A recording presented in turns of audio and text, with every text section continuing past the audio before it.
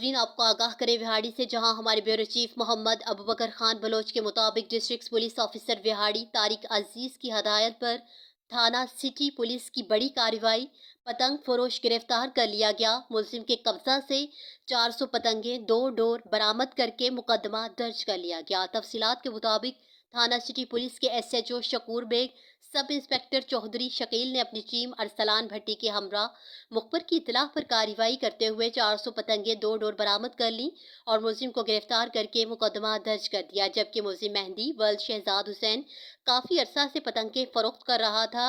SHO Shakoor bag का कहना था कि पुलिस पतंगबाजी के हवाले से जुराइम की कड़ी निगरानी कर रही है ताकि खानदानी निज़ाम जिंदगी को लाचारी और तबाही से बचाया जा सके। इस मौका पर सब इंस्पेक्टर चौधरी शकील का कहना था कि खबरदार, पतंगबाजी एक मौत का खेल है, खुदारा अपने बच्चों को पतंगबाजी से दूर रखें क्योंकि ये मौत का खेल है। अब तक कई बच्चे और नौजवान पतंगबाजी की वजह से मौत का शिकार हो चुके हैं।